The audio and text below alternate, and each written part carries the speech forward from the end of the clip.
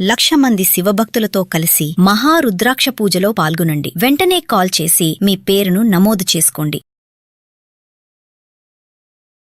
Hello నమస్తే, welcome to Suman TV. ప్రస్తుతం మనతో పాటు జీటీఏ ఫౌండర్ అండ్ చైర్మన్ అయిన విశ్వేశ్వరరెడ్డి గారు ఉన్నారు. వీరితో మనం కొన్ని విషయాన్ని ఈరోజు డిస్కస్ చేద్దాం.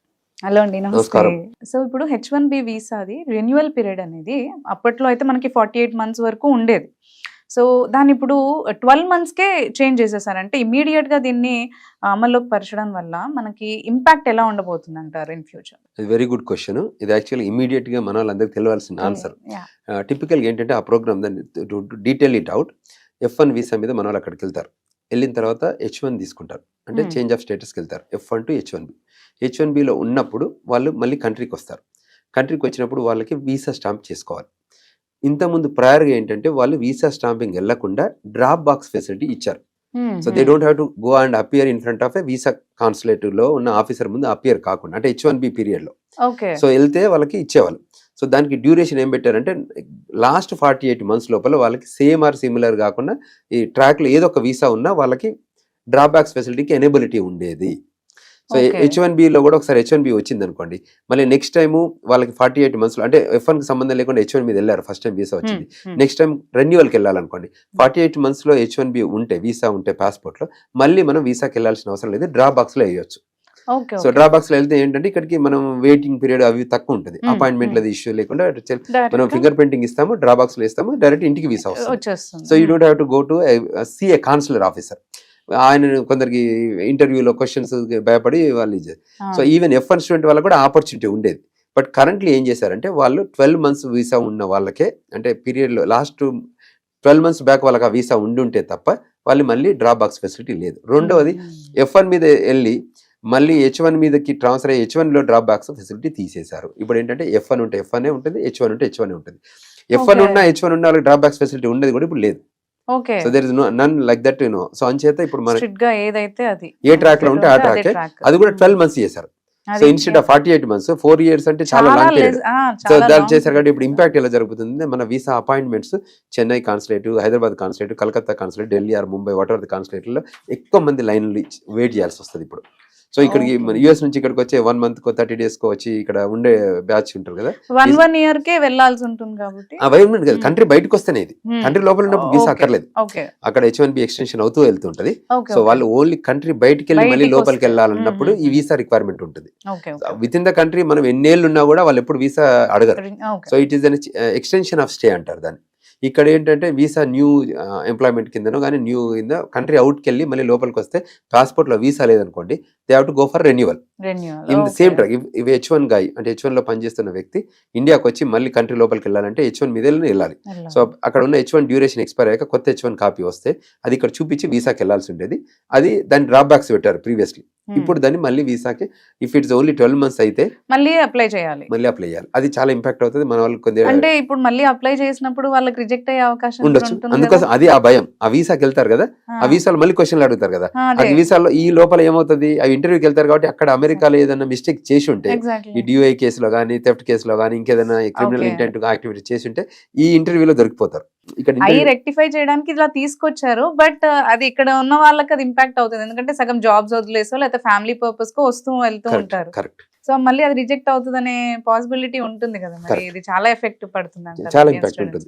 సో దీంట్లో ఎలాంటి చేంజెస్ తెస్తే బాగుంటుందని మీరు అనుకుంటున్నారు? అంటే టిపికల్ ఏంటంటే గవర్నమెంట్ ఎప్పుడు కూడా their look at their interest. America ఏం చేస్తుందంటే రకరకాల ఇష్యూస్ తో ఉంటారు, కంట్రీలో ఎప్పటికీ రిఫైన్మెంట్ ఉండాలి.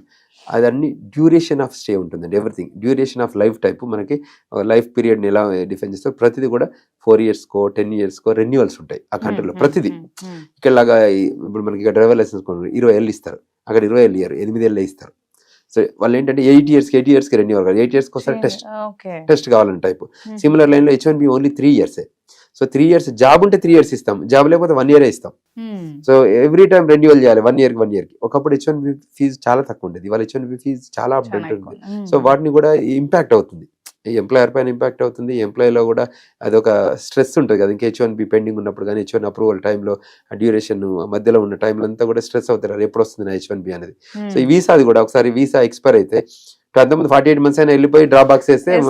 వచ్చిన రోజే డ్రాప్ బాక్స్ వెళ్ళి వాళ్ళ 20 days 30 days ఫ్యామిలీతోని విజిటింగ్ అవి చేసుకొని ఉండేసి, yeah. మంచిగా మళ్ళీ కంట్రీకి వెళ్ళిపోయేటట్టు ఉండేది. Exactly. ఇప్పుడు అలా లేదు, తప్పకుండా వీసాకి వెళ్ళాలి. మళ్ళీ వీసా ముందు attend అసలు అపాయింట్మెంట్ దొరకాలి, Hmm. ఎందుకంటే బికాస్ వాల్యూమ్ ఎక్కువైపోతారు కదా, అందరు Exactly. వీసాకి వెళ్ళాలి కదా. అవును. అంతకుముందు అందరు డ్రాప్ బాక్స్ కాబట్టి వాళ్ళు ఎప్పుడో ఈ కాన్సులేట్ అయితే ఎక్కడైతే మనకున్న వేరియస్ కాన్సులేట్ లో హైదరాబాద్ అని కాకుండా వేరియస్ కాన్సులేట్లు కూడా వాళ్ళకి వర్క్ లోడ్ ని బట్టి వాళ్ళు వీసాలు ఇష్యూ చేసేవాళ్ళు. అంటే ఇప్పుడు రష్ కూడా ఎక్కువ అయిపోతుంది కదా, ఇప్పుడు స్టార్టింగ్ వెళ్తున్న వాళ్ళు మళ్ళీ వచ్చి వెళ్తున్న వాళ్ళది అందరిది కూడా మీరు అన్నట్టు అపాయింట్మెంట్స్ దొరకాలి, then again they have to face the examination and అవన్నీ అయిన తర్వాత వాళ్ళు మళ్ళీ వెళ్ళాలి. కరెక్ట్. సో ఇవన్నీ అవాయిడ్ చేయాలంటే ఎలాంటి జాగ్రత్తలు తీసుకుంటే బెటర్ అంటారు? కంట్రీ లోపలనే ఉండాలి, అమెరికాలోనే. సో కంటిన్యూషన్ గా గ్రీన్ కార్డ్ వచ్చేవరకు, అంటే మనం until unless you have a family emergency, you have real need అయితే తప్ప ఇండియాకి ఈ టైంలో వెళ్ళకండి. ఈ ట్రంప్ 4 ఏళ్ల డ్యూరేషన్ లో కొంచెం జాగ్రత్తగా ఉండండి. ఎప్పుడు ఏం చేంజెస్ వస్తాయి. ప్లస్ ఇక్కడికి వచ్చి ఇక్కడ మీరు ఇరకపోతే మీ ఫ్యామిలీకి ఇంపాక్ట్ అవుతుంది. అక్కడ కంపెనీలో ఉన్న ఎంప్లాయర్కు, అక్కడ కంట్రీలో ఉన్న ఎంప్లాయర్ కూడా ఇంపాక్ట్, క్లయింట్ ఇంపాక్ట్ అవుతాడు, ఎంప్లాయర్ ఇంపాక్ట్ అవుతాడు. ఈ ఆపర్చునిటీ ఎందుకు అంటే ఫన్ కోసం వచ్చేది కాకుండా if there is the real need ఉంటే రండి, లేకపోతే విత్ ఇన్ ద కంట్రీలో ఉండి ఎక్స్టెన్షన్ ఆఫ్ స్టే పెట్టుకుంటూ గ్రీన్ కార్డ్ అప్లై చేసుకోండి.